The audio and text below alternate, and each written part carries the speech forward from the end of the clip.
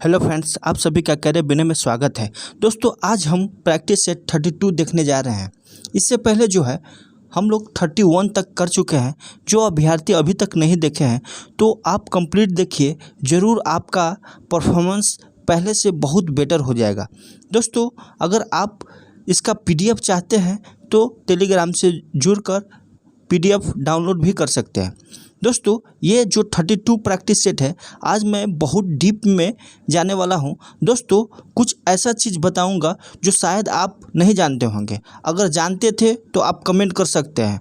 दोस्तों, मैथ का जो है आज हम बेस्ट से बेस्ट सॉल्यूशन बताऊँगा, जिससे आपको इजी वे में भी समझ में आ जाए। दोस्तों, यूट्यूब में ये फर्स्ट चैनल है जो कंप्लीट 150 क्वेश्चन का डिस्कशन होता है। तो अगर अभी तक आप नहीं जुड़े हैं तो इस चैनल से जुड़िए, ताकि आपका सारा चीज़ यहाँ पे अवेलेबल है और आपको मिल सके। तो चलिए दोस्त, अब हम स्टार्ट करते हैं। फर्स्ट क्वेश्चन है कि भारत में वन जीव संरक्षण अधिनियम किस वर्ष लागू हुआ। तो दोस्तों, 1972 में जब भोपाल त्रासदी हुआ था, उसके बाद भारत सरकार ने संविधान के अनुच्छेद 253 के तहत, यह बहुत स्टूडेंट नहीं जानता होगा कि किस आर्टिकल के थ्रू जो है ये वन जीव संरक्षण अधिनियम आया। तो 253 आर्टिकल के तहत जो है भारत सरकार वन जीव संरक्षण अधिनियम 1972 में लाया था। दोस्तों, इसको जो है एक और नाम से जाना जाता है, ये भी बहुत स्टूडेंट नहीं जानते होंगे, छाता विधान। इसको जो है छाता विधान भी बोला जाता है। दोस्तों, एक और चीज़ है, जैसे राष्ट्रीय वन नीति। तो राष्ट्रीय वन नीति जो है सबसे पहले 1952 में आया था, और इसके तहत ही, इस नीति के तहत ही जो 33% वन होना चाहिए, ये कॉन्सेप्ट आया था। दोस्तों, और पहाड़ी और पर्वत क्षेत्र पे जो है 2/3 वन होना चाहिए। तो इस तरह से जो है राष्ट्रीय वन नीति 1952 के तहत ये सारा कॉन्सेप्ट दिया गया। दोस्तों, फिर राष्ट्रीय वन नीति 1988 में भी आया, और इसके बाद जो है लास्ट में राष्ट्रीय वन नीति का जो प्रारूप 21 नवंबर 2019 को बनाया गया और स्वीकृति भी हो गया। तो इसको जो है वन नीति 2018 कहते हैं। तो राष्ट्रीय वन नीति का प्रारूप कब बना?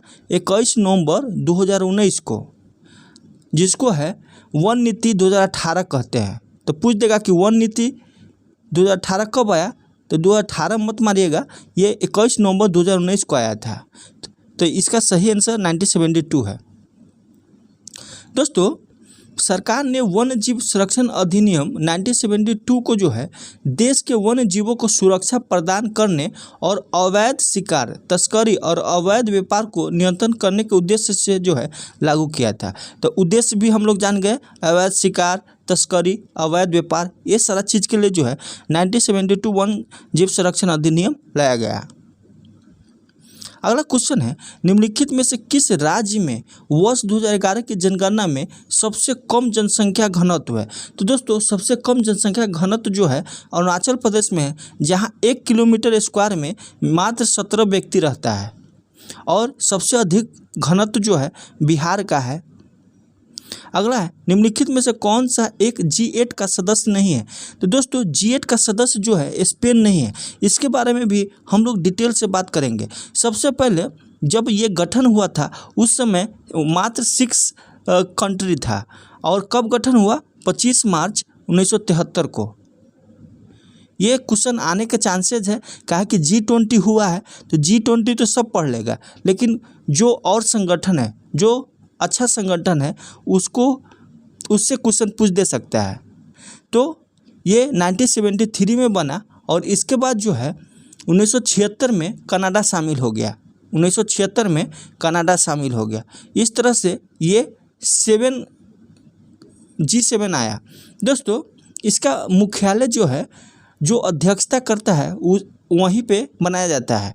और इसका उद्देश्य क्या था? तो दोस्तों, G7 का उद्देश्य था कि मानवाधिकारों की रक्षा करना, कानून बनाए रखना और लगातार विकास और वैश्विक मुद्दों पर चर्चा कर उसका समाधान ढूंढना था इसका उद्देश्य। दोस्तों, G7 का प्रथम बैठक जो है USA में हुआ था, और जगह का नाम था प्यूर्टो रिको। अब इसके बाद हम लोग रूस के बारे में देखते हैं कि G8 कब बना। तो दोस्तों G8 जो है 1997 में बना था, यानी रूस को शामिल करके जो है G8 बन गया। और फिर 2014 में ही, कब, 2014 में ही एक क्रीमिया विवाद की वजह से जो है इस ग्रुप ने रूस को बाहर कर दिया, तो फिर G7 हो गया। तो तीन डेट है, इसको याद रखिएगा। 1973 में बना, 1976 में कनाडा शामिल हुआ, फिर 1997 में रूस शामिल हुआ और 2014 में रूस को अलग कर दिया गया। अभी जो कंट्री है उसमें United kingdom, Italy, Germany, Japan, America, France, Canada, ये सब है। दोस्तों अगर पूछ दे कि G7 का 2022 में बैठक कहाँ हुआ, तो जर्मनी में हुआ था, और 2023 का जो है जापान के हिरोशिमा में होगा।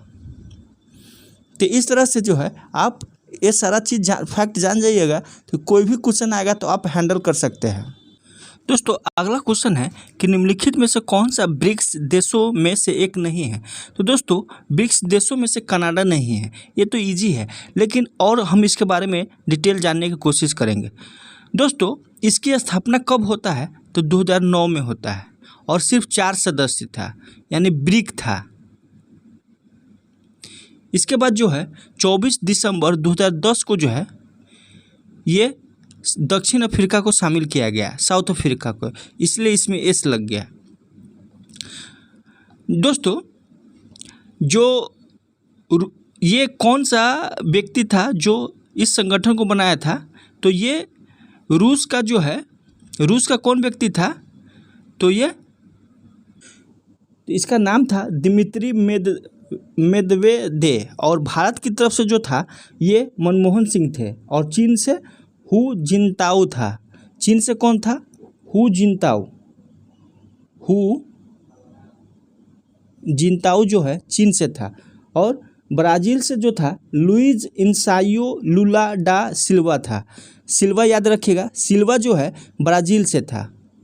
ये चारों जो है मिलकर ये ब्रिक का संगठन बनाया। दोस्तों ये भारत कब फर्स्ट टाइम इसका अध्यक्षता किया था, तो ये 2012 में किया, जो चौथा था, ये चौथा नंबर का जो है भारत किया था। फिर 8वां नंबर जो गोवा में होता है 2016 में ब्रिक्स का सम्मेलन का गठन। अगला क्वेश्चन है, भारत में किस राष्ट्रीय नेता की स्मृति में उनके जन्मदिन पर राष्ट्रीय एकता दिवस मनाया जाता है। तो दोस्तों राष्ट्रीय एकता दिवस जो है प्रतिवर्ष 31 अक्टूबर को लौह पुरुष जो है सरदार वल्लभ भाई पटेल के जन्मदिन पर मनाया जाता है, और 31 अक्टूबर। अगला क्वेश्चन है, किस संस्था को पिंजरे में बंद तोता कहा गया है। तो दोस्तों पिंजरे में बंद तोता जो है केंद्रीय जांच आयोग यानी CBI को कहा जाता है। इस संस्था की स्थापना जो है अनुशंसा भ्रष्टाचार के रोकथाम के लिए गठित संथानम आयोग ने की थी। कौन सा आयोग, CBI का गठन किस आयोग के सिफारिश पर हुआ था, तो संथानम। और कब, 1962 से 64 के लिए ये आयोग बना था। उसके बाद जो है ये CBI बना। दोस्तों यह वैधानिक संस्था तो नहीं है, लेकिन इसे शक्ति जो है दिल्ली पुलिस जो अधिष्ठान अधिनियम है 1946 में, इसके थ्रू इनको शक्ति मिला हुआ है। कौन, दिल्ली विशेष पुलिस अधिष्ठान अधिनियम 1946 के तहत CBI को। अगला है, प्रधानमंत्री ग्राम सड़क योजना का उद्देश्य क्या है। तो दोस्तों प्रधानमंत्री ग्राम सड़क योजना का उद्देश्य है कि गाँव को मुख्य सड़क से जोड़ने वाली पक्की सड़क बनाना और सभी संपर्क रहित ग्रामीण बस्तियों को जो है हर मौसम में संपर्क सुविधा उपलब्ध कराना, यानी 12 मासा जो है उस सड़क को बनाना। ये जो है दिसंबर 2000 में आया था। कब, दिसंबर 2000 में आया था। तो इसका आंसर क्या हो जाएगा, C हो जाएगा। अगला, शेरशाह का मकबरा कहाँ है। तो दोस्तों शेरशाह का मकबरा जो है ये सासाराम में है। अगला है, शिवाजी के गुरु का नाम क्या था। तो दोस्तों शिवाजी के धार्मिक गुरु रामदास तथा गुरु एवं संरक्षण जो है दादा कोंडेव था। तो रामदास उनका गुरु था, लेकिन गुरु और संरक्षक का काम जो है दादा कोंडेव था। कौन था, कोंडेव, इनके दादाजी का नाम था। अगला है, वैज्ञानिक समाजवाद का श्रेय जाता है। तो दोस्तों वैज्ञानिक समाजवाद का श्रेय जो है कार्ल मार्क्स को जाता है। अगला है निम्नलिखित में से कौन सा एक अन्य तीनों समसामयिक नहीं था। तो दोस्तों बिंबिसार, गौतम बुद्ध और प्रसेनजीत सब एक साथ था, एक समय में था, लेकिन मिलिंद जो है ये 175 से 145 ईसा पूर्व था इसका समय। इसका समय कब से कब था, तो 175 बीसी से लेकर 145 बीसी तक। और बिंबिसार का 544 से 492 बीसी, 544 से 492 बीसी था। गौतम बुद्ध जो है 563 से 583 बीसी, और प्रसेनजीत भी इन्हीं के समकालीन था। तो ये एक डिफरेंट है। अगला है निम्नलिखित 4 वेदों में से किस एक में जादुई माया और वशीकरण का वर्णन किया है। तो दोस्तों ये जो है अथर्ववेद है। कौन है? अथर्ववेद। अगला है 18वें दशक में भारत में लड़े गए युद्धों का निम्नलिखित में से सही कालक्रम कौन सा है। दोस्तों इस युद्ध के बारे में हम लोग डिटेल से चर्चा करेंगे। दोस्तों हम लोग जानते हैं कि कर्नाटक का 3 युद्ध हुआ था। इस तीनों युद्ध में ही ये तीनों चारों जो दिया है जैसे बंडवास, अंबर का युद्ध, ये जो है ये इसमें है कर्नाटक के युद्ध में। दोस्तों कर्नाटक का प्रथम युद्ध जो है 46 से 48 के बीच में हुआ था, 1746 से 48 के बीच में होता। कारण क्या था? तो ऑस्ट्रिया के उत्तराधिकार का कारण था। दोस्तों ये किस संधि द्वारा समाप्त हुआ? तो एक्स-ला-चैपल की संधि से समाप्त हो गया। दोस्तों कर्नाटक का दूसरा युद्ध जो है 50 से 54 के बीच में था, या कभी कभी जो है किसी बुक में 51 से 55 भी देता है। कारण क्या था? तो कर्नाटक और हैदराबाद से उत्पन्न उत्तराधिकार के युद्ध के कारण हुआ था। दोस्तों जुलाई 1749 में चंदा साहब ने डुप्ले के सहयोग से जो है कर्नाटक पर आक्रमण कर उस पर अधिकार कर लेता है और कर्नाटक का नवाब बन जाता है, और यही अंबुर युद्ध कहा जाता है। कब? जुलाई 1749 ईस्वी में। तो अंबुर का युद्ध जो है ये चंदा साहब ने डुप्ले के सहयोग से, यानी चांदा साहब और डुप्ले मिलकर जो है कर्नाटक के नवाब को जो है हरा देता है, और ये चंदा साहब वहाँ का नवाब बन जाता है। तो ये यहाँ पे जानने वाला बात है कि कर्नाटक का जो नवाब कौन था? तो कर्नाटक का नवाब जो था अनवरुद्दीन था। कौन? अनवरुद्दीन। तो अनवरुद्दीन और चंदा साहब के बीच में जो है लड़ाई हुआ था अंबुर के युद्ध में। और वांडीवास का युद्ध जो है ये तीसरा जो कर्नाटक युद्ध हुआ था उसमें हुआ था। 22 जनवरी 1760 ईस्वी में कर्नाटक के वांडीवास में जो है अंग्रेजों ने फ्रांसीसी को बुरी तरह पराजित कर दिया। 22 जनवरी 1760 को हुआ था वांडीवास का युद्ध। और इसमें और क्या चीज़ है? बक्सर का युद्ध और पलासी का युद्ध। दोस्तों पलासी का युद्ध जो है 23 जून 1757 ईस्वी को हुआ था। कब? 23 जून 1757 ईस्वी को। और बक्सर का युद्ध कब हुआ था? तो बक्सर का युद्ध जो है ये कब हुआ था? 1764 ईस्वी में। दोस्तों मालूम है कि पलासी के युद्ध जीतने के बाद जो है ये 3 जगह पे अपना नवाब यानी वसूली करने के लिए नियुक्त करता है। तो बंगाल में कौन था? तो बंगाल में राजा सिताब था। कौन था? राजा खां था। बंगाल में कौन था? राजा खां। और बिहार में राजा सिताब राय, और उड़ीसा में जो है गुलाब दुर्लभ राय था। दोस्तों उड़ीसा को याद रखिएगा, अब जो है क्वेश्चन उड़ीसा के बारे में पूछ दिया जाता है। तो उड़ीसा में कौन था? तो गुलाब दुर्लभ राय। कौन था? गुलाब दुर्लभ राय। तो इस तरह से हम सारा का डेट जान चुके हैं, तो फिर आप इसको मिला भी सकते हैं। सबसे पहले अंबर का युद्ध हुआ, इसके बाद जो है 1757 में पलासी का युद्ध, इसके बाद 1760 में वांडीवास का युद्ध, फिर लास्ट में बक्सर का युद्ध जो 1764 ईस्वी में हुआ। तो कौन सा सही हो जाएगा? ये बी हो जाएगा। अंबर का युद्ध पहले, पलासी 57, 60 और ये 64। अगला है निम्नलिखित में से किस भक्ति संत ने अपने संदेश को प्रचार के लिए सबसे पहले हिंदी का प्रयोग किया? तो दोस्तों सबसे पहले हिंदी का प्रयोग जो है रामानंद ने किया था। अगला है वर्ष 1765 में दीवानी प्रदान किए जाने के बाद जो है ब्रिटिश शासन सबसे पहले निम्नलिखित में से किस पर्वतीय जनजाति को संपर्क में आया था? तो ये खासी जनजाति के संपर्क में आया था। दोस्तों ये दीवानी कब प्राप्त हुआ? तो हम लोग जानते हैं कि बक्सर का युद्ध जो है हार जाता है, जिसमें त्रिगुट को हराया जाता है।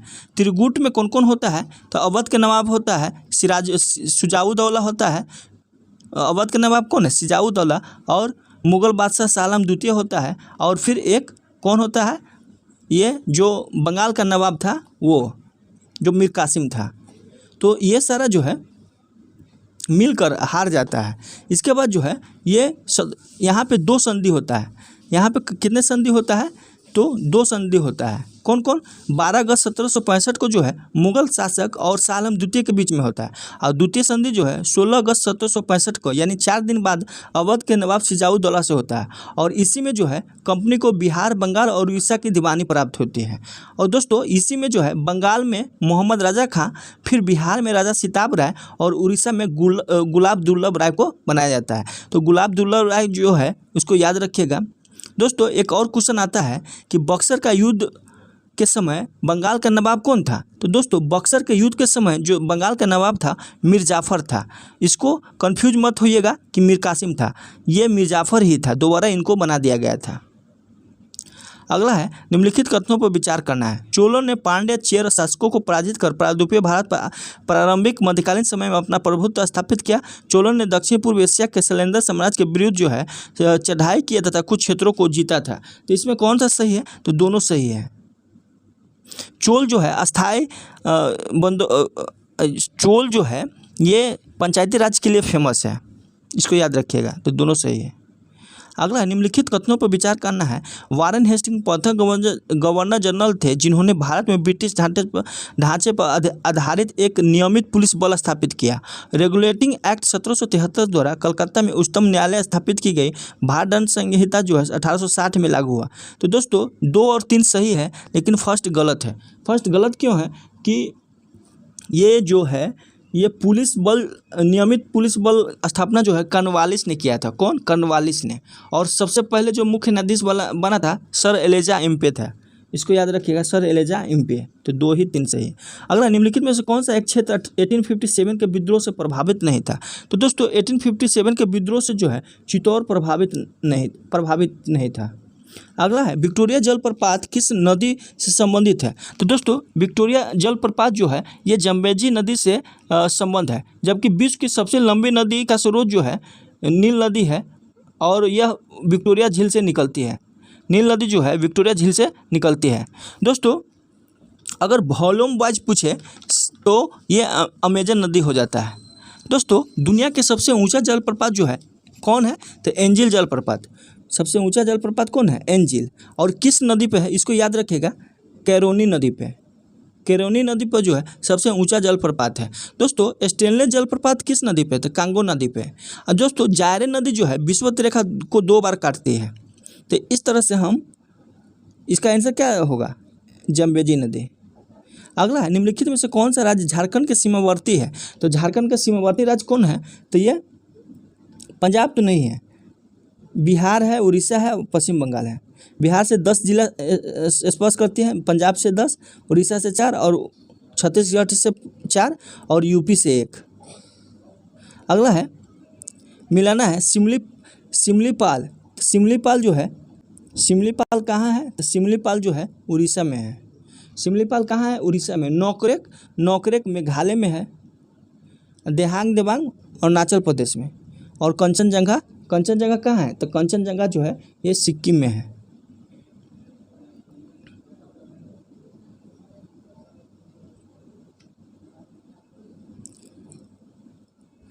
अगला है मिलाना है कोयला किस जिले में पाया जाता है? तो कोयला के लिए कौन सा जिला फेमस है? तो कोयला के लिए जो है गिरिडीह फेमस है। कोयला के लिए गिरिडीह। तांबा के लिए कौन है? तांबा के लिए अलवर है। मैग्नीज के लिए? तो मैग्नीज के लिए धारवाड़ है। और भूरा कोयला के लिए कौन है? ये जयमकुंडम है। अगला है भारत में 4 गन्ना उत्पादक राज्यों का घटते हुए क्रम बताना है। तो दोस्तों भारत में सबसे ज़्यादा जो है गन्ना उत्पादन कहाँ होता है? तो सबसे ज़्यादा गन्ना उत्पादन जो है ये कहाँ होता है? यूपी में होता है। इसके बाद महाराष्ट्र है, इसके बाद तमिलनाडु और आंध्र प्रदेश। तो सबसे अधिक जो है उत्तर प्रदेश, महाराष्ट्र, तमिलनाडु और आंध्र प्रदेश। दोस्तों अगर चीनी उत्पादन में कहें तो महाराष्ट्र फर्स्ट नंबर पे है। भारत के संविधान के निम्नलिखित में से कौन सा अनुच्छेद के उपबंध है कि 14 वर्ष से कम किसी बालक को किसी कारखाने या खानों में काम करने के लिए नियोजित नहीं किया जा सकता है? तो कौन सा आर्टिकल है? तो ये ए है, यानी 24 आर्टिकल है। ये फंडामेंटल राइट्स में आ जाता है। अगला है, यदि भारत संघ को एक नए राज्य का सृजन करना हो तो संविधान के निम्नलिखित अनुसूचियों में से किस एक को आवश्यक संशोधन किया जाना चाहिए? तो ये पहली अनुसूची में।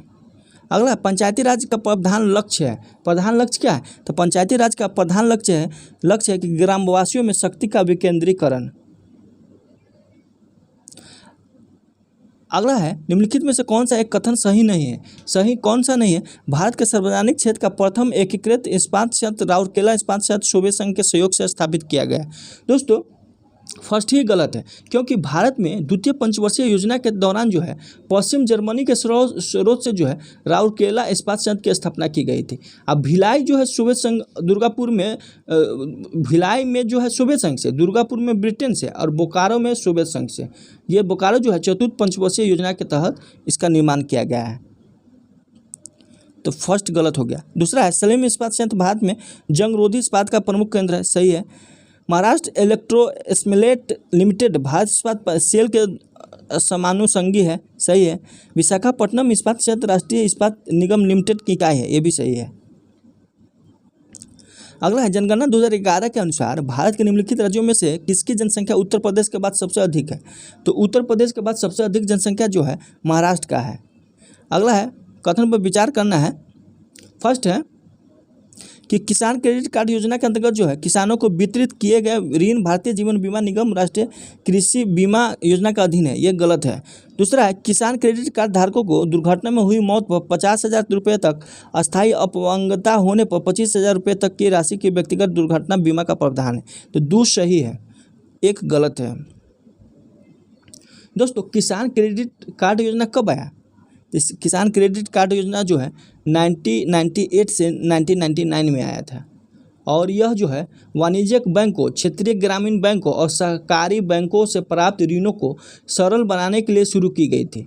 किसान क्रेडिट कार्ड योजना के अंतर्गत जो है किसानों को वितरित किए गए ऋण साधारण बीमा निगम के अधीन आता है, GIC जिसको बोलते हैं। अगला है 30 नंबर का क्वेश्चन है, भारतीय रिजर्व बैंक का राष्ट्रीयकरण 26 जनवरी 1950 को हुआ। तो ये गलत है। भारत राष्ट्र के ऋण कार्यक्रमों का संचालन व्यय विभाग वित्त मंत्रालय द्वारा होता है। ये भी गलत है। तो दोनों गलत है। दोस्तों भारतीय रिजर्व बैंक का राष्ट्रीयकरण जो है 1 जनवरी 1949 को हुआ था। 1 जनवरी 1949 को हुआ था। और भारतीय रिजर्व बैंक भारत सरकार का केंद्रीय बैंक है जो भारत सरकार के ऋण कार्यक्रमों को संचालन करता है और मौद्रिक नीति भी बनाता है और लागू भी करता है। इसकी स्थापना हिल्टन आयोग के सुझाव पे हुआ था 1 अप्रैल 1935 को। तो हिल्टन आयोग के सुझाव पर जो है 1 अप्रैल 1935 को है इसका गठन किया गया था। दोस्तों सबसे पहला गवर्नर कौन था? तो सर ऑसबॉर्न था। कौन था? Sir Osborne. 1935 में ही बना था ये। और ये जब राष्ट्रीयकरण हुआ उस समय कौन था? तो CD देशमुख था। CD देशमुख।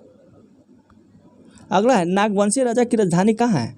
तो दोस्तों नागवंशी राजवंश की स्थापना जो है फनी मुकुट राय ने की थी और इनकी राजधानी जो है सुत्याम्बे बना था। दोस्तों नागवंशी राजा में एक गजघंट राय है जो गुमला के घाघरा थाना स्थित जो है हापामुनी गांव में महामाया मंदिर की स्थापना किया और चैनपुर के निकट जो है टांगीनाथ का प्रसिद्ध मंदिर भी बनवाया था। तो दोस्तों इसमें जो है 6-7 राजधानी है। तो इसका आंसर जो है क्या हो जाएगा? ये पालकोट हो जाएगा।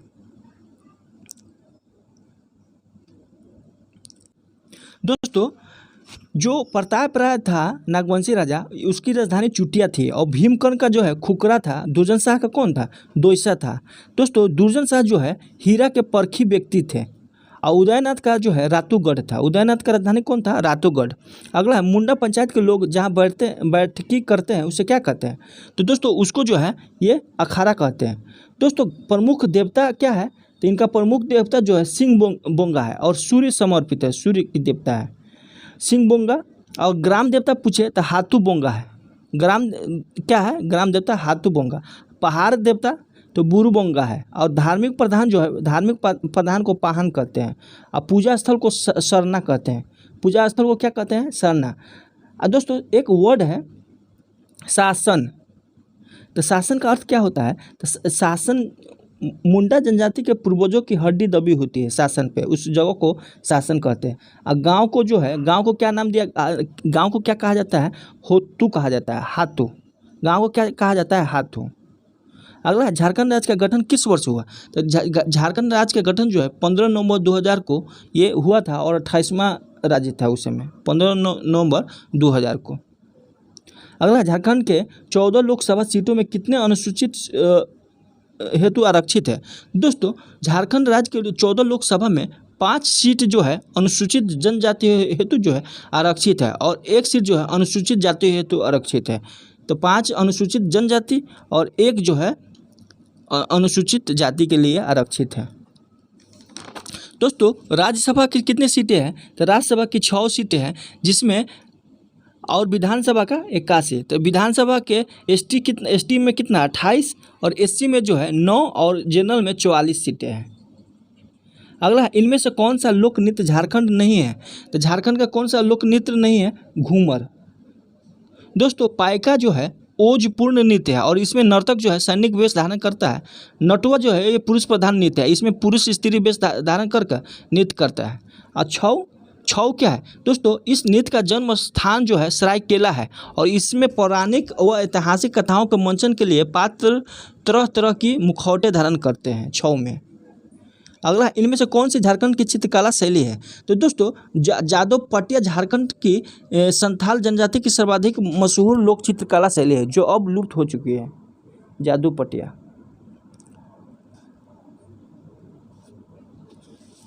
अगला इनमें से कौन सी झारखंड की चित्रकला शैली नहीं हुई? हो गया।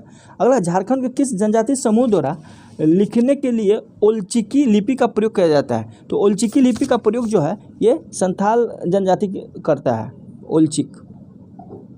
कौन सा गीत बसंत ऋतु के समय गाया जाता है? तो बसंत ऋतु के समय गाया जाने वाला गीत जो है बा और जादू दोनों है।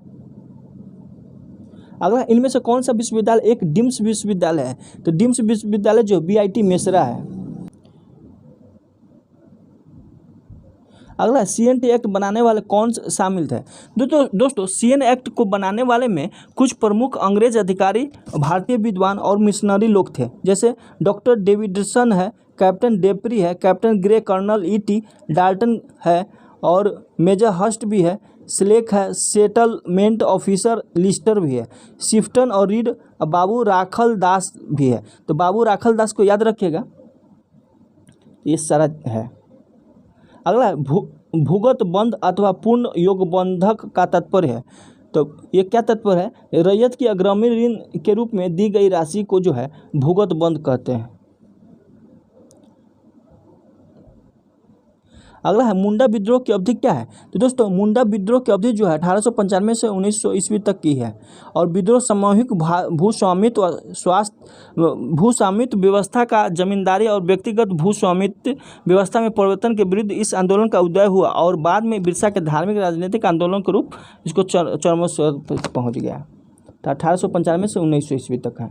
CNT एक्ट लागू होने के पूर्व पहले वर्ष के सर्वे को क्या कहा जाता है? तो पहले वर्ष के सर्वे को जो है ये ट्रैवर्स सर्वे कहते हैं, ट्रैवर्स। अगला कोयला भंडार में झारखंड का कौन सा स्थान है? तो कोयला भंडार में झारखंड का जो है ये पहला स्थान है। तिलैया डैम किस नदी पे है? तो तिलैया डैम जो है ये बराकर नदी पे है जो DVC के अंतर्गत आता है। झारखंड में सर्वाधिक मात्रा में कौन सी मिट्टी पाई जाती है? तो झारखंड में सर्वाधिक मात्रा जो है लाल मिट्टी पाई जाती है और छोटा नागपुर पठार में लाल मिट्टी की अधिकता भी है। अगला है दामोदर नदी का उद्गम कहाँ है? तो दोस्तों दामोदर नदी का उद्गम जो है छोटा नागपुर का पठार है। अगला है रांची में किसके सहयोग से एक इंसुलेटर और विद्युत उपकरण कारखाना स्थापित किया गया है? तो किसके स्थापित किया गया है, किसके सहयोग से? ये चेकोस्लोवाकिया है। अगला है विद्यालय में बच्चों को लाने के लिए झारखंड में कौन सी योजना चलाई जा रही है? तो मिड डे मील चलाई जा रही है। इसकी शुरुआत जो है 15 अगस्त 1995 में ही हुआ था। अगला झारखंड पार्टी का गठन कब किया गया? तो दोस्तों जमशेदपुर में आदिवासी महासभा ने एक संयुक्त सम्मेलन आयोजित किया था जो 2 दिन तक चला और 31 दिसंबर 1949 ईस्वी में जो है और 1 जनवरी 1950 ईस्वी तक चला और 31 दिसंबर 1949 को जो है आदिवासी महासभा का नाम बदलकर झारखंड पार्टी कर दिया गया और इसका अध्यक्ष जो है जयपाल सिंह को बनाया गया था। तो इसका आंसर क्या हो जाएगा? 1950। अगला है मुंडा विद्रोह का नेतृत्व किसने किया? तो मुंडा विद्रोह का नेतृत्व जो है कौन किया था? ये बिरसा मुंडा किया था। क्षेत्रफल की दृष्टि से झारखंड का सबसे छोटा जिला कौन सा है? तो क्षेत्रफल की दृष्टि से झारखंड का सबसे छोटा जिला जो है रामगढ़ है। अगला है, झारखंड का सर्वाधिक साक्षर जिला कौन सा है? तो सर्वाधिक साक्षर जिला रांची है। राज्य की जनजातीय आबादी का कितना प्रतिशत जो है कृषि पर आश्रित है? तो कृषि पर आश्रित जो है 75% है। अगला है, निम्नलिखित में से कौन सा ताप विद्युत केंद्र दामोदर नदी घाटी परियोजना के अंतर्गत शामिल नहीं है? तो कौन सा है? ये पतरातू है। बाकी बात दुर्गापुर, चंद्रपुर और बोकारो थर्मल, ये तीनों जो है ताप विद्युत केंद्र जो है दामोदर नदी से सम्मिलित है। अगला, किस जनजाति का निवास स्थान टंडा कहलाता है? तो टंडा जो है किस जनजाति के निवास स्थल को कहा जाता है? तो ये बिरहोर जनजाति का। अगला, सिंह बोंगा किस जाति का मुख्य देवता है? तो सिंह बोंगा जो है उराव, मुंडा और संथाल तीनों का मुख्य देवता है।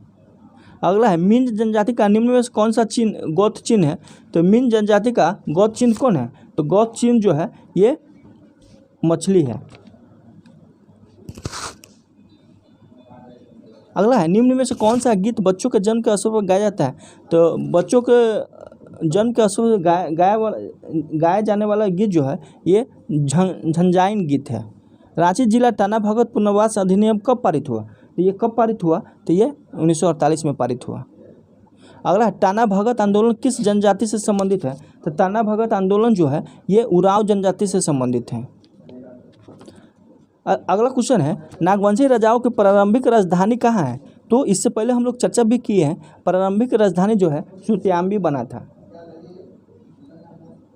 अगला है, भारत के राज्यों में झारखंड का क्रम कहाँ है? तो भारत के राज्यों में झारखंड का क्रम जो है 28 नंबर का है।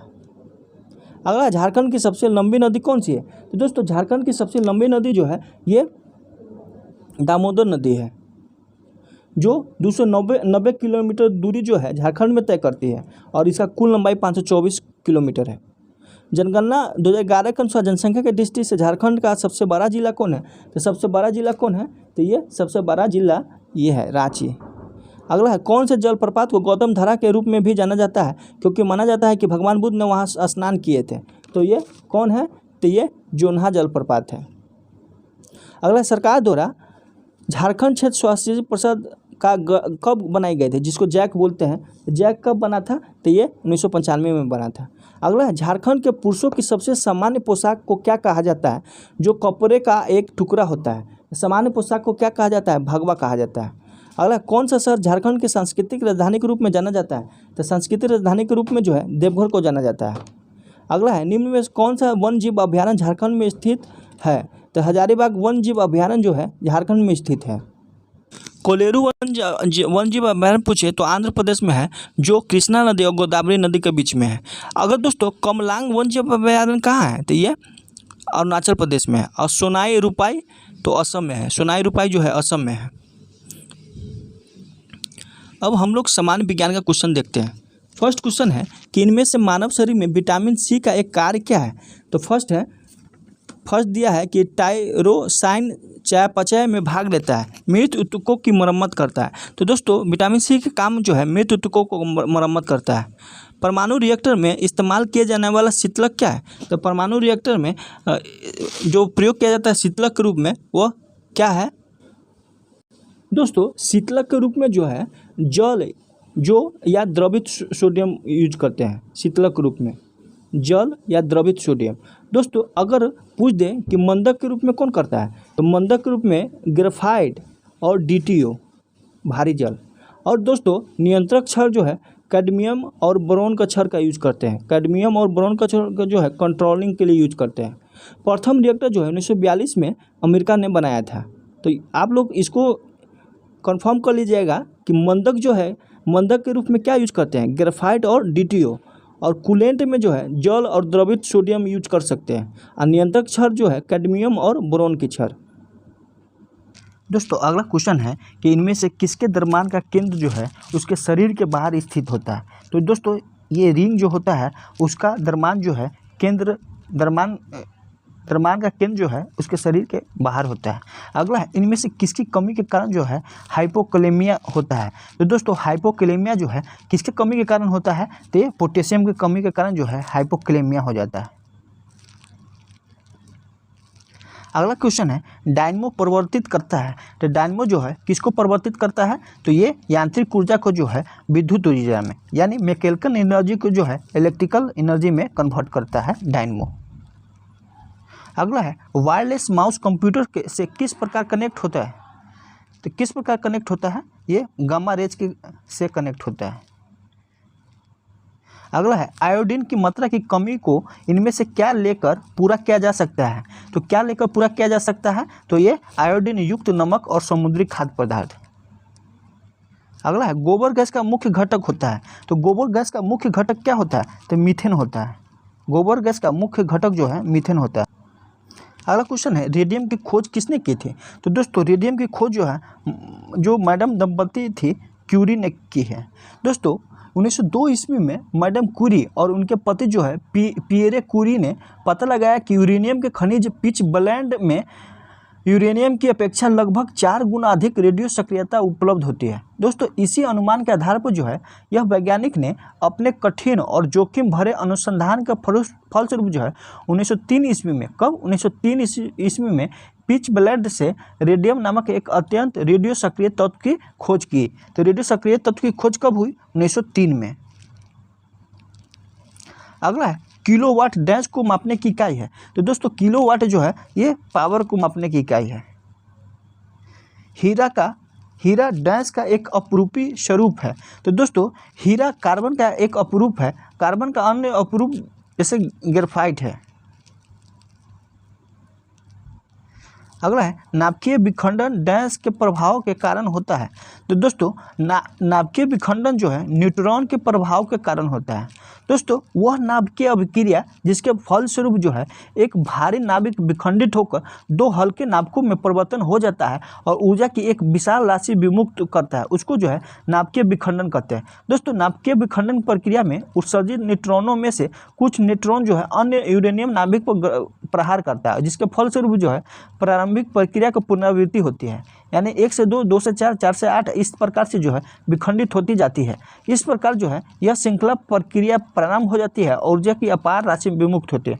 दोस्तों परमाणु बम जो है नाभिकीय विखंडन पर ही आधारित होता है। तो इसका आंसर क्या हो जाएगा, न्यूट्रॉन। अगला है परमाणु से डैश बने होते हैं। तो परमाणु से जो है इलेक्ट्रॉन और न्यूक्लियस बने होते हैं। दोस्तों इसमें डाटा गलत दिया हुआ है क्योंकि परमाणु जो है इलेक्ट्रॉन, प्रोटॉन और न्यूट्रॉन तीनों से बना होता है। अगला है जस्तीकृत लोहे की चादरों पर डैश की एक परत होती है। तो किसकी परत होती है, तो जस्ता का। अगला है प्रकाश वर्ष डैश की एक माप है। तो दोस्तों प्रकाश वर्ष जो है ये दूरी की एक माप है। किसकी है, दूरी की एक माप है। इसका आंसर जो है ये तारों की दूरी हो जाएगा। अगला है इनमें से कौन सी किरण अधिक मात्रा में प्रवेश करती है। तो कौन सी किरण जो है अधिक मात्रा में प्रवेश करती है, तो ये गामा किरण है। उच्च वेग होता है इसका और वेदन क्षमता भी अधिक होता है अल्फा और बीटा के कंपेयर में। अगला है इनमें से किसका प्रयोग एक स्नेहक के रूप में किया जाता है। तो स्नेहक के रूप में जो है ग्रेफाइट का प्रयोग किया जाता है।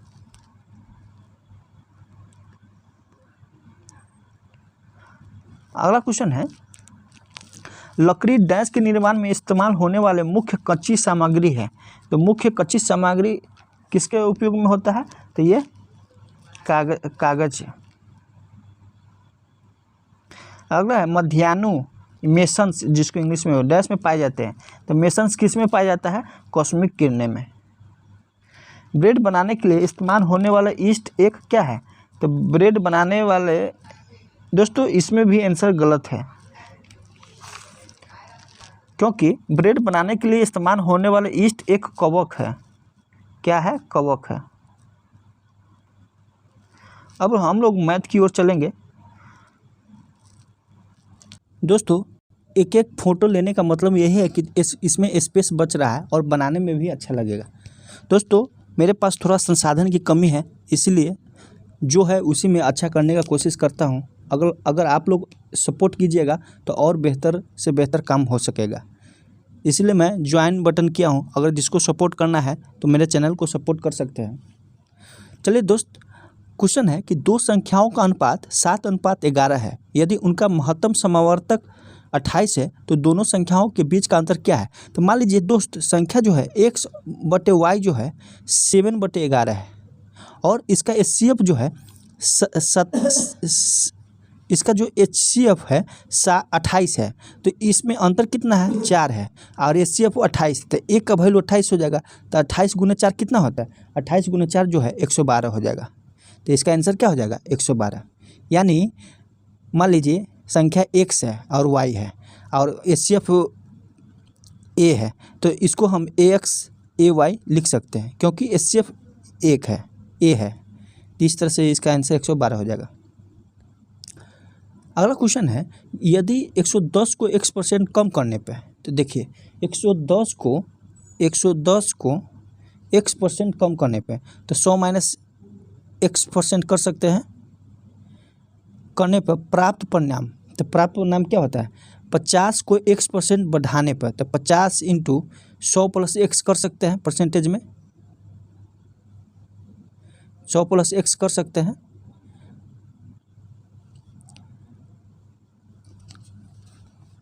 देखिए 110 × 100 - x कम कह रहा है तो 100 - x परसेंटेज कर सकते हैं, बराबर 50 × 100 + x परसेंटेज। तो परसेंटेज देखिए दोस्त, 110 × 100 + x परसेंटेज बराबर 50 × ये माइनस हो जाएगा 100 - x। यहाँ से हम लोग x का वैल्यू क्या लेंगे। तो दोस्तों यहाँ से जब x का वैल्यू क्या लेंगे तो x बराबर जो हो जाएगा 600/16 आएगा। तो इसका वैल्यू कितना हो जाएगा, 37.5। ये वैल्यू हो गया। अब जो क्या कह रहा है, 650 का x% 180 के x + 20% से कितना प्रतिशत अधिक है। तो दोस्तों x का वैल्यू तो हम मालूम कर लिए। तो अब जो है 650 का गुने 37.5/100 इसका होगा।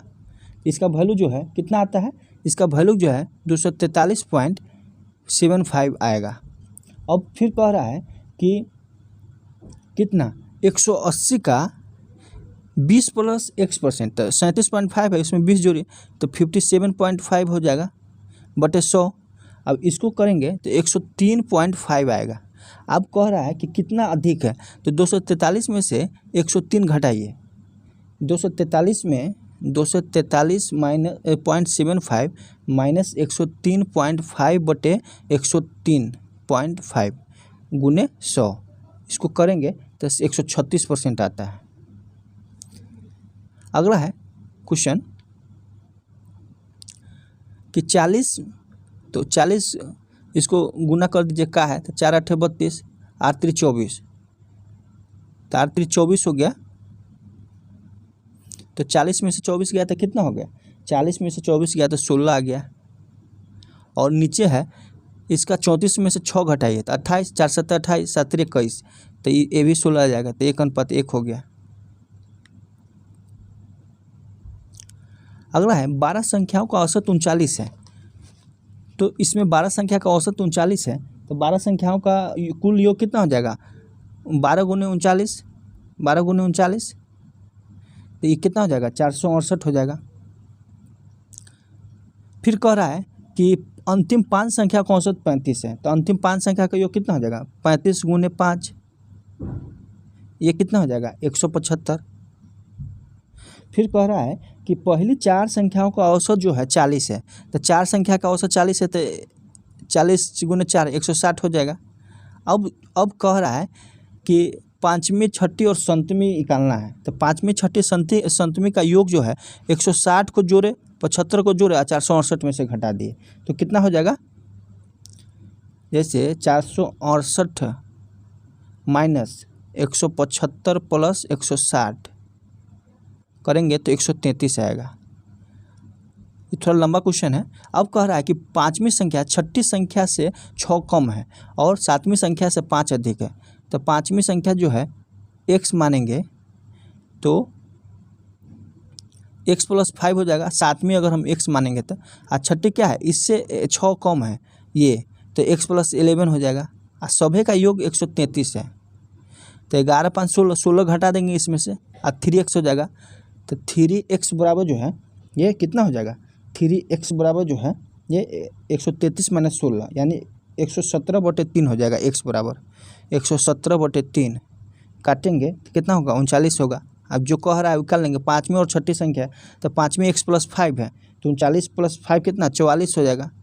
अब प्लस छठी कह रहा है तो x+11 है, तो 50 हो गया, अब बटे 2, तो 94/2 यानी 47 आंसर आ जाएगा। अगला है ए बी की तुलना में दोगुना कुशल मजदूर है, तो ए बी की तुलना में, तो एक है तो ये 2 हो गया, वो एक साथ काम करके 13 दिन में पूरा करता है, तो 13 दिन में कुल काम कितना हो जाएगा, 13 × 3 यानी एक दिन में 3 को बनाएगा, 39 हो गया। अब बी उस कार्य को कितने दिन में करेगा, तो बी का एफिशिएंसी क्या है, 1 है, तो 39/1 39 दिन में करेगा। अगला है त्रिभुज ABC के अंदर एक वृत्त खींचा जाता है, भुजा AB यानी ये त्रिभुज है, और एक भुजा AB BC और AC को क्रमशः RPQ पर स्पर्श करती है, तो ऐसे है जो है स्पर्श करती है। अब जो है इसको A मान लीजिए, इसको B मान लीजिए और C मान लीजिए, इसको जो है P मानिए, इसको जो है Q मानिए और R मानिए। तब देखिए AQ, तो AQ इसका वैल्यू कितना दिया है, 3.5, PC कितना है, 4.5, और BR 7 है, तो ये 7 है, ये भी 7 हो जाएगा, ये 3.5 हो जाएगा, ये 4.5 हो जाएगा। तो दोनों देखिए, इससे इसका AC का कुल लंबाई 7 हो गया, AB का कुल लंबाई 14 हो गया, और BC का कुल लंबाई 9 हो गया। तो इसका मतलब 14 + 7 + 9 यानी 30 हो गया इसका पेरीमीटर। किसी बेलन के आधार पर 14 सेंटीमीटर और वर्कपीस पर 880 सेंटीमीटर है, इसका आयतन ज्ञात करें। तो दोस्तों बेलन का वर्कपीस पर क्या था, 2πRH, और ये 880 दिया है, R दिया है, तो H निकाल ले सकते हैं, तो H निकालेंगे तो 10 सेंटीमीटर हो जाएगा। H आ गया तो अब हम वॉल्यूम भी निकाल सकते हैं, πr²H सब आ गया, तो 22/7 14 × 14 × 10, तो 160 आ जाएगा इनसे। दोस्तों अगला क्वेश्चन है कि किसी समचतुर्भुज की एक भुजा 13 सेंटीमीटर है और इसका एक विकर्ण 10 सेंटीमीटर है, तो समचतुर्भुज का क्षेत्रफल क्या है। तो दोस्तों हम लोग जानते हैं कि समचतुर्भुज का क्षेत्रफल जो होता है 1/2 × D1 × D2 है। तो ये है समचतुर्भुज, ये हो गया। इसका जो है एक विकर्ण 10 सेंटीमीटर है, तो इसका हाफ 5 हो गया, ये भी 5 हो जाएगा, ये 13 सेंटीमीटर। तो दोस्तों ये समकोण पे काटता है, तो ये 5 है, ये 13 है, तो ये क्या हो जाएगा, 12 हो जाएगा, तो ये भी 12 हो जाएगा, तो D1 निकल गया, D2 भी निकल गया, 24 और 10, 1/2 × 10 × 24, तो 24 का हाफ करेंगे 12 हो जाएगा, 120 आंसर आ जाएगा। अगला है एक व्यक्ति अपनी मासिक आय का 22% घर पे, तो मान लीजिए 100 रुपया है, तो 22 रुपया खर्च कर दिया, और 40% जो है घरेलू खर्चा और राशन पे करता है, तो टोटल खर्चा कितना हो गया, 62 हो गया। बचा कितना, तो बचा कितना, 100 - 62 यानी 38 बच गया। अब 38 का आधा जो है ये यानी शेष का, तो शेष क्या हो जाएगा 38, और 50% बच्चों की शिक्षा और अन्य मदों पे, तो 19 इसका आधा हुआ, तो शिक्षा और अन्य मदों पर जो है खर्चा करता है। यदि उसकी मासिक बचत 3800 है, तो अब देखिए 19 ये हो गया, 62 ये हो गया, तो 19 62 तो कितना हो गया, 81 हो गया, और बचा कितना 19, यानी 19 का वैल्यू जो है 3800 है, तो एक का वैल्यू तो 200 हो जाएगा, तो 2 का वैल्यू कितना हो जाएगा 3800 हो जाएगा। तो यही 19 का वैल्यू वही ना पूछ रहा है कि शिक्षा और अन्य मदों पर, तो शिक्षा अन्य मदों पर 19 खर्चा हो रहा है, एक का वैल्यू 200 है, तो 3800 है। अगला है इतना सेंटीमीटर की विमाओं वाले लोहे का एक घनाभ को पिघलाकर ठोस गोला बनाया जाता है, जिससे गोले की त्रिज्या कितनी होगी। तो दोनों का आयतन सेम होगा, तो इसका आयतन कितना, इतना गुने इतना बराबर 4/3 πr क्यों होता है गोला का आयतन, तो यहाँ से आर क्यू निकालेंगे, तो आर क्यू निकालेंगे तो ये कितना हो जाएगा, 10.5 आंसर आएगा। आर क्यू कितना आएगा, तो आर क्यू जो है 10.5 आंसर आ जाएगा, क्योंकि जब आप काटिएगा तो इतना गुने इतना 3 ऊपर जाएगा बटे 4 गुने 22/7, तो 7 ऊपर चला जाएगा, तो 4 × 12, तो 2 3 यहाँ हो गया, तो 1 3 और हो, देखिए यहाँ दशमलव हटाइए, 100 आ गया, 100 आ गया, तो यहाँ पे 3 आ गया, 7 आ गया, तो इसमें भी 7 आएगा। जैसे काटिए, इसको काटिए 5 से, तो 20 मतलब है ये कितना, 5 × 15, 5 × 1 = 5, 5 × 15 33 मतलब है। फिर 11 से काटे, 11 दूना 22, 11 × 3 33, तो 1 3 आ गया इससे, और 2 7 इसमें से आएगा। इस तरह से आप कैलकुलेशन कीजिएगा तो 10.5 आ जाएगा। अगला है, वो छोटी से छोटी कौन सी संख्या है जिसे 34 32 में जोड़ने पे प्राप्त योगफल 10 5 4 और 2 से पूर्णतः विभाजित हो जाए। तो पूर्णतः विभाजित जो है, जैसे 10 5 4 का जो एलसीएम निकालेंगे तो कितना आएगा, 20 आएगा। अब 3432 में 20 से भाग देना है, तो शेषफल कितना आ जाएगा, 20 आ जाएगा। 14, जैसे 3432 में 20 से भाग दीजिए, 20 × 20 14, तो ये शेषफल 12 आ गया। शेषफल 12 आ गया, तो इसमें से 20 में से 12 घटा दीजिए, तो पूर्ण कट जाएगा, तो 8 आंसर हो जाएगा।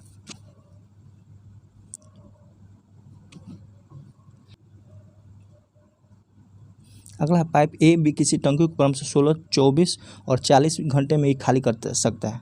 तीनों पाइप एक साथ खोले जाते हैं और 10 घंटे बाद पाइप ए को बंद कर दिया जाता है। तो 24 16 24 और 40, इसका एलसीएम कितना होता है, तो इसका एलसीएम जो है ये 240 हो जाएगा। इसका एलसीएम 240, ये 16 में 240 में 16 से भाग देंगे तो 15 मतलब है, 24 में 10 मतलब है, और 40 में जो है ये 6 मतलब है कटेगा। तो 15 10 25 6 31, यानी 31 जो है नहीं, तो इस घटेगा, सी पाइप खाली करता है तो घटेगा, तो 15 10 25 25 में से 6 गया तो 19, यानी 1 मिनट में 1 घंटा में जो है 19 यूनिट काम करता है, तो 10 घंटा में 190 हो जाएगा।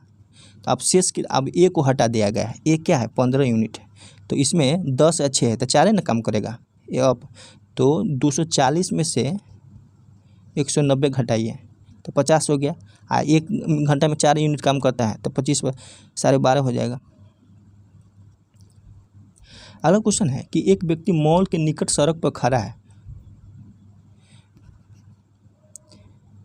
एक व्यक्ति मॉल के निकट जो है, जैसे ये मॉल है, ऐसे बनेगा इसका फिगर,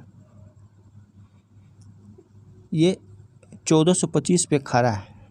फिर कह रहा है सड़क से मॉल के शीर्ष को इस प्रकार देखते हैं कि सक्षम उसे मॉल के बीच स्थित पेड़ का शीर्ष मॉल के शीर्ष के साथ दृष्टि रेखा में है। पेड़ की ऊंचाई 10 मीटर है और यह उस व्यक्ति से 30 मीटर की दूरी पर है। मॉल की ऊंचाई क्या होगा, तो दोस्तों इसमें रेशियो लगा देंगे। रेशियो लगाने पे जो है ये आ जाएगा आंसर। जैसे 30 हो गया, ये 10 मीटर पेड़ हो गया, ये मॉल हो गया, ये पेड़ हो गया और ये लड़का है। तो मॉल की ऊंचाई, तो मॉल की ऊंचाई जो है हमको फाइंड आउट करना है। तो मॉल की ऊंचाई बटे ये 1425 लड़का की दूरी, तो 1425 हो गया बराबर पेड़ की ऊंचाई 10 है अब बटे 30, तो यहाँ से एच निकालेंगे तो 475 आ जाएगा। रेशियो लगा देंगे से आ जाएगा। एक आयताकार क्षेत्र की परिधि 640 मीटर और लंबाई और चौड़ाई का अनुपात इतना है, तो इसका परिधि कितना होता है 2 × लंबाई प्लस चौड़ाई, तो 3 × 4 8 हो गया। तो 8 का वैल्यू जो है 640 है, तो क्षेत्रफल कितना होगा, तो 640, तो 8 × 8 = 64, 1 का वैल्यू 8 80 हो गया। तो 3 का वैल्यू कितना 240, 1 का वैल्यू 80, और क्षेत्रफल 80 गुने, तो 2 0 तो आएगा ही, और 8 से गुना कीजिए, 8 चौका 32 हासिल 3 8 2 16 3 19 19,200। अगला है किसी त्रिभुज की भुजाएं 24 सेंटीमीटर 26 सेंटीमीटर और 10 सेंटीमीटर, इसके प्रत्येक शीर्ष को छूता हुआ इतना सेंटीमीटर। देखिए ये त्रिभुज हो गया, यहाँ पे भी एक बन रहा है, यहाँ पे भी त्रिज्यखंड बन रहा है। दोस्तों हम लोग जानते हैं कि त्रिज्यखंड का एरिया बराबर क्या होता है, तो त्रिज्यखंड के एरिया बराबर होता है पाई आर स्क्वायर थीटा बटे 360। तो चारों त्रिज्यखंड का एरिया क्या हो जाएगा, पाई आर स्क्वायर बटे 360। ये एंगल का ऐड, तो ये एंगल कितना है 180 है, तो 180 दूना 360। आर कितना है 4.2 है। जब ये वैल्यू रखेंगे तो इसका वैल्यू जो आएगा 27.72 आएगा, 27.72। अब 27.72 इसका एरिया हो गया, तो शेष कितना हो जाएगा 120 माइनस 27.72, तो 92.28 हो जाएगा। यानी तीनों त्रिज्यखंड का एरिया निकाल कर ऐड करेंगे, कुल एरिया निकालेंगे त्रिभुज का। तो कुल एरिया कैसे निकलेगा त्रिभुज का, S into S minus 1 S minus B S minus C पे निकालेंगे। एस बराबर क्या हो जाएगा, परमिटिव हो जाएगा, तो 120 आएगा। तो 120 में से 27 पॉइंट घटाएंगे तो इतना आ जाएगा। अगला है, देखिए दोस्त, इसको जो है कॉसेक 90 माइनस थीटा को जो है सेक 33 लिख सकते हैं। तो कॉसेक 57 को है सेक 33 लिखेंगे। यहाँ टेन स्क्वायर 33 है, तो sec square theta minus ten square theta बराबर 1 होता है, तो ये 4 वैल्यू हो गया, ये 0 वैल्यू हो गया। और वाई टेन स्क्वायर 60 और टेन स्क्वायर 24 को, वाई टेन स्क्वायर 60 और टेन स्क्वायर 24 को, तो टेन स्क्वायर 24 को कॉट स्क्वायर 66 लिख सकते हैं। तो कॉट ये है टेन ये, तो ये भी कट जाएगा। तो अब क्या बचा, अब जो बचा 4 माइनस वाई बराबर वाई बटे 2, तो इधर जाएगा तो 3y बटे 2 हो जाएगा। तो 3y बटे 2 बराबर 4, तो y बराबर 8 बटे 3।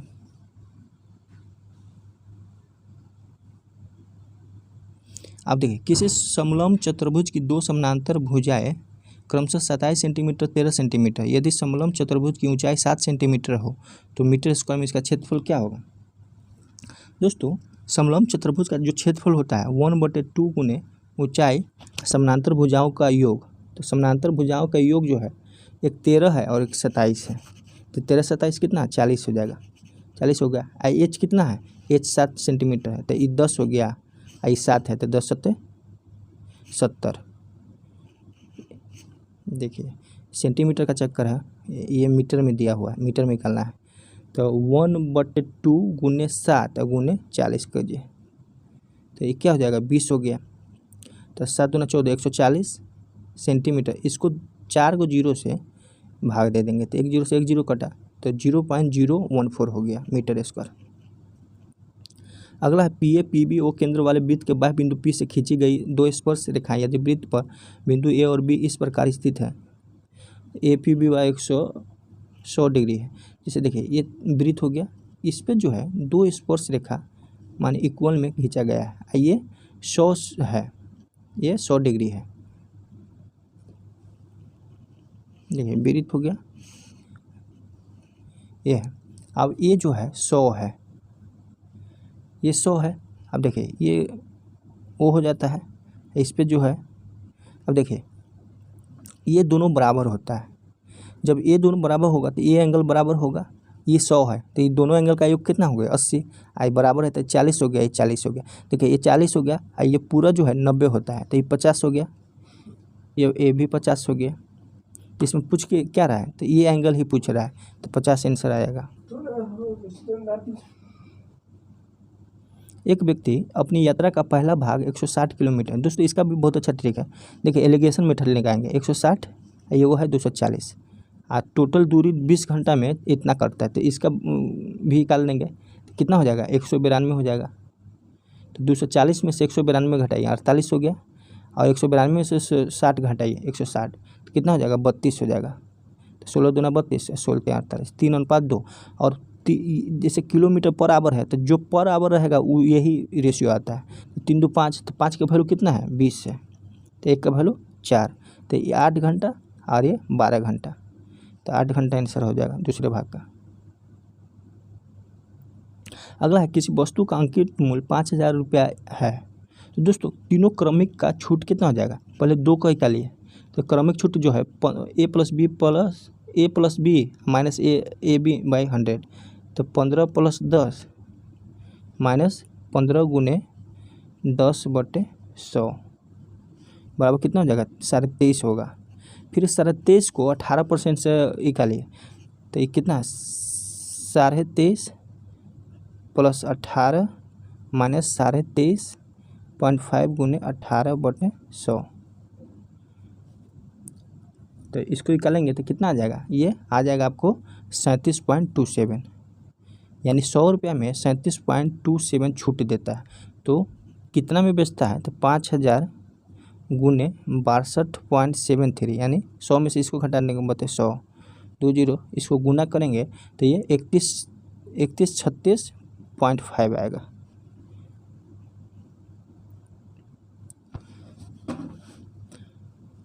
दोस्तों रीजनिंग का क्वेश्चन है,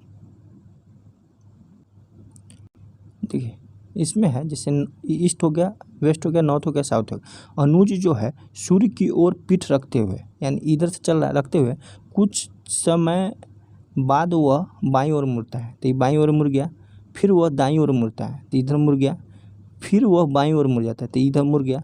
अब वह किस दिशा में है, देखिए ये साउथ है, ईस्ट है, वेस्ट है, तो किस दिशा में है, दक्षिण में है। दोस्तों ये ऐसे भी हो जाएगा, अगर यहाँ से मान लीजिए इधर चला तो ये बाईं ओर मुड़ा, फिर दाईं ओर, फिर ऊपर, तो उत्तर या दक्षिण हो जाएगा। इसका आंसर जो है उत्तर या दक्षिण आएगा। अगला क्वेश्चन है, एक बिजनेस सम्मेलन के अंत में उपस्थित सभी 10 लोग एक दूसरे से हाथ मिलाते हैं, वह मिलाकर कितने बार हाथ मिलाया जाएगा। तो 10 गुने 9 10C2 हो जाएगा ना, 10C2 10 गुने 9/2 5, यानी 45 बार।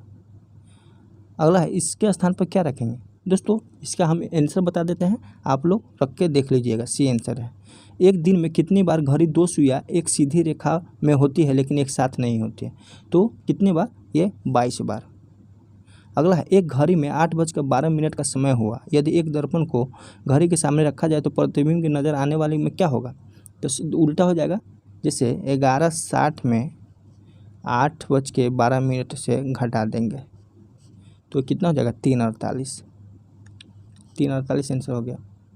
अगला है, 5 घंटे एक साथ बजते हैं इतना, तो एक साथ कितनी बार बजेगी, शुरुआती ध्वनि के छोड़कर 1 घंटे में कितने बार बजेगी। दोस्तों एलसीएम निकालेंगे तो एलसीएम जो है 420 सेकेंड आ जाएगा।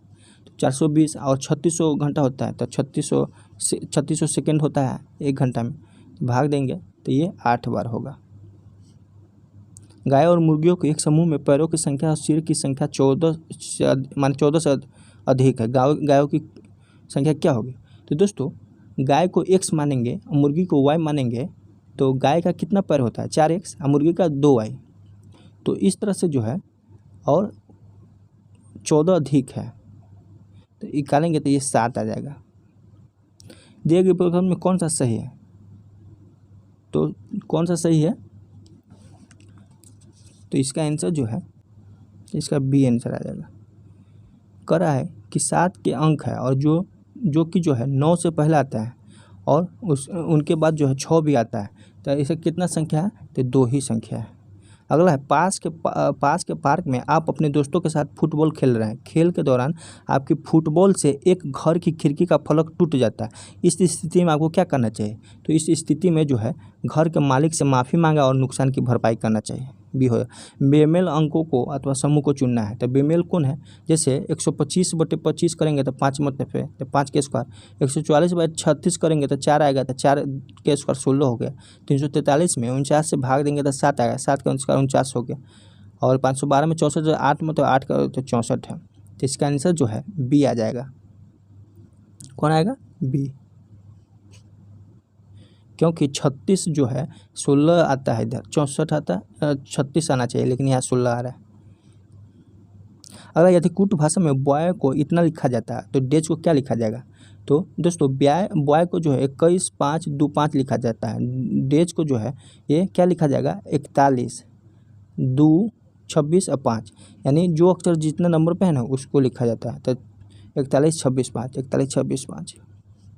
अगला, छात्रों की पंक्ति में सोहन पंक्ति के दोनों छोर से 9वां है, तो 8 इधर हो गया, 8 16 17 हो जाएगा। एक आदमी सिर नीचे और पैर ऊपर करके योग कर रहा है, उसका मुंह पश्चिम की ओर है, उसका बायां हाथ किस होगा? तो सीधा में जैसे होगा उसका उल्टा हो जाएगा, तो बायां हाथ जो है उत्तर में होगा। अगला, कुछ गैसें लिक्विड है।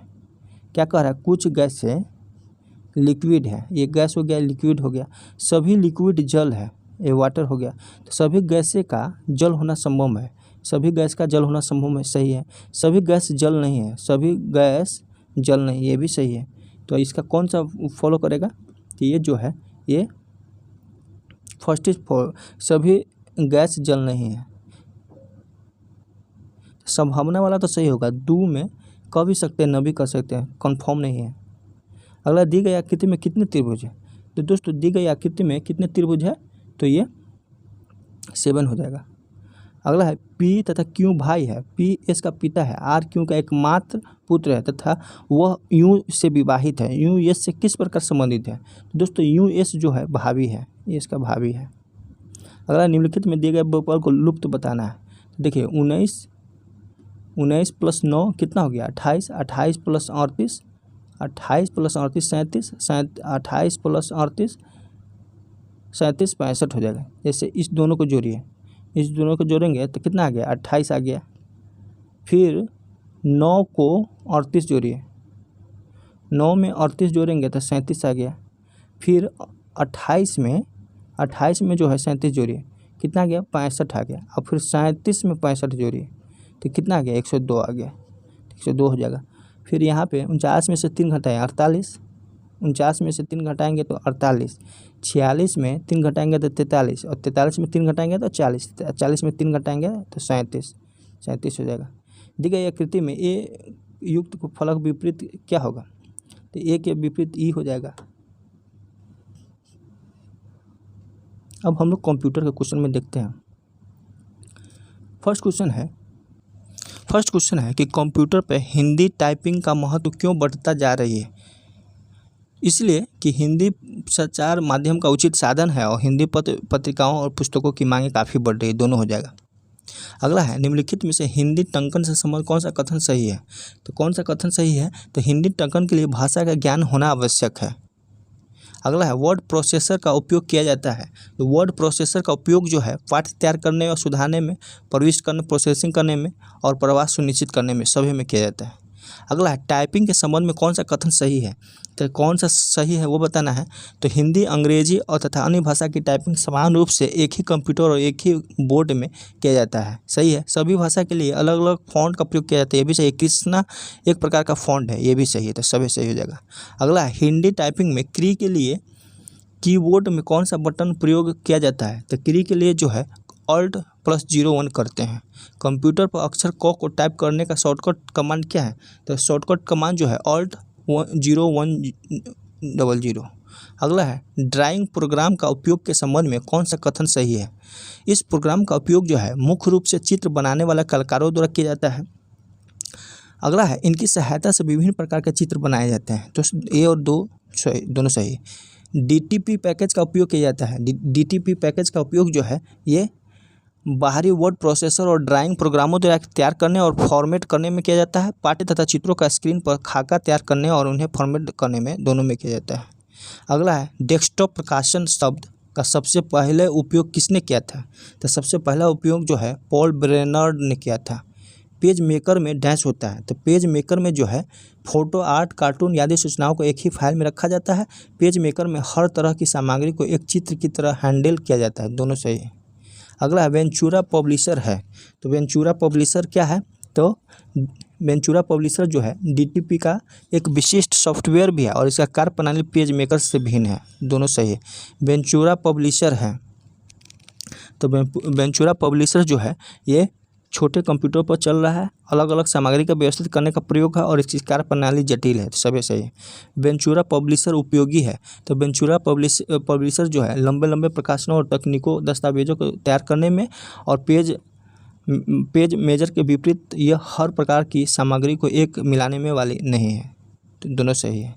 अगला है, क्वार्क एक्सप्रेस क्या है? तो क्वार्क एक्सप्रेस जो है ग्रिड आधारित और पेज ओरिएंटेड पैकेज है और एक बार किसी स्थान पर टेक्स्ट लगाने के बाद जो है पूरी तरह नियंत्रण किया जा सकता है और यह महंगा पैकेज है सभी सही। माइक्रोसॉफ्ट पब्लिशर क्या है? तो माइक्रोसॉफ्ट पब्लिशर जो है माइक्रोसॉफ्ट कॉरपोरेशन द्वारा विकसित किया गया DTP सॉफ्टवेयर है। इसकी नवीनतम संस्करण जो है MS पब्लिशर 365 है। तो इसका आंसर सभी सही हो जाएगा। अगला है निम्नलिखित में से कौन सा कथन सत्य है? कौन सा कथन सत्य है? तो माइक्रोसॉफ्ट पब्लिशर के ड्राइंग टूल बार में चित्रों को डिजाइन करने की सुविधा प्राप्त है। सही है। इसमें द्विभाषी कथन तैयार करने का कहीं अधिक आसान है। तो ये दोनों सही है। अगला MS वर्ड है। तो दोस्तों MS वर्ड जो है ऑफिस का वर्ड प्रोसेसिंग प्रोग्राम या पैकेज है। यह विंडोज़ XP 10 पर कार्य करने के लिए तैयार किया गया है। यह कार्यालयीय उपयोग के लिए भी उपयोग किया जाता है। तो सभी सही है। अगला MS वर्ड को प्रारंभ करने के लिए क्या कैसे करना चाहिए? तो किसी मेनू या फोल्डर में MS वर्ड के आइकॉन को क्लिक या डबल क्लिक करके MS वर्ड को प्रारंभ किया जाता है। अगला है निम्नलिखित में से कौन सा कथन सही है?